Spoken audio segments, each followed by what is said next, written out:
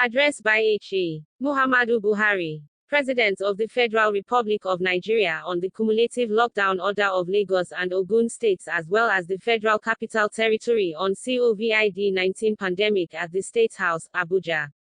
Monday, the 27th of April 2020. Fellow Nigerians, I will start by commending you all for the resilience and patriotism that you have shown in our collective fight against the biggest health challenge of our generation. As at yesterday, the 26th of April 2020, some 3 million confirmed cases of COVID-19 have been recorded globally with about 900,000 recoveries. Unfortunately, some 200,000 people have passed away as a result of this pandemic. The health systems and economies of many nations continue to struggle as a result of the coronavirus pandemic. Nigeria continues to adapt to these new global realities on a daily basis. Today, I will present the facts as they are and explain our plans for the coming months, fully aware that some key variables and assumptions may change in the coming days or weeks. Exactly 2 weeks ago, there were 323 confirmed cases in 20 states and the Federal Capital Territory. As at this morning, Nigeria had recorded 1,273 cases across 32 states and the FCT. Unfortunately, this includes 40 deaths. I am using this opportunity to express our deepest condolences to the families of all Nigerians that have lost their loved ones as a result of the COVID-19 pandemic. This is our collective loss and we share your grief. Initial models predicted that Nigeria will record an estimated 2,000 confirmed cases in the first month after the index case.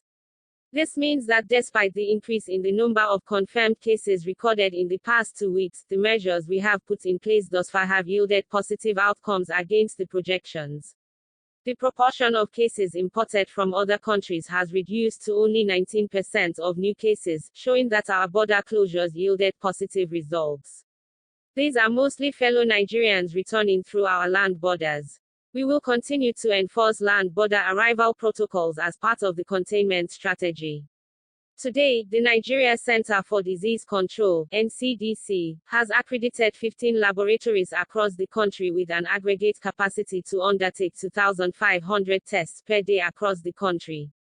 Based on your feedback, Lagos State Government and the FCT with support from NCDC have established 7 private sector and public-spirited individuals. This support has ensured that critical life-saving equipment and materials, which have become scarce globally, are available for Nigeria through original equipment manufacture and government-to-government processes. The distribution and expansion of palliatives, which I directed in my earlier broadcast, is still ongoing in a transparent manner. I am mindful of the seeming frustration being faced by expectant citizens. I urge all potential beneficiaries to exercise patience as we continue to fine-tune our logistical and distribution processes working with the state governments. Our security agencies continue to rise to the challenge posed by this unusual situation. While we feel deeply concerned about isolated security incidents, I want to assure all Nigerians that your safety and security remain our primary concern, especially in these difficult and uncertain times.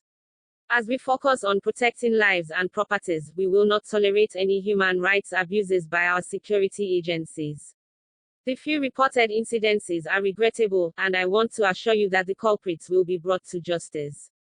I urge all Nigerians to continue to cooperate and show understanding whenever they encounter security agents. Furthermore, for their protection, I have instructed that the personnel of all the security agencies be provided with the necessary personal protective equipment against infection. As we continue to streamline our response in the centers of Lagos and the FCT, I am gravely concerned about the unfortunate developments in Kano in recent days. Although an in-depth investigation is still ongoing, we have decided to deploy additional federal government manpower, material and technical resources to strengthen and support the state government's efforts, with immediate effect. In Kano, and indeed many other states that are recording new cases, however, this will be followed strictly with aggressive reinforcement of testing and contact tracing measures while allowing the restoration of some economic and business activities in certain sectors.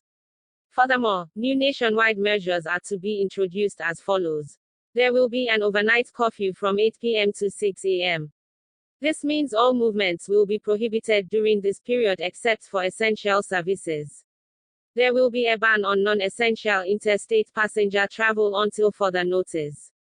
Partial and controlled interstate movement of goods and services will be allowed for the movement of goods and services from producers to consumers, and we will strictly ensure the mandatory use of face masks or coverings in public in addition to maintaining physical distancing and personal hygiene.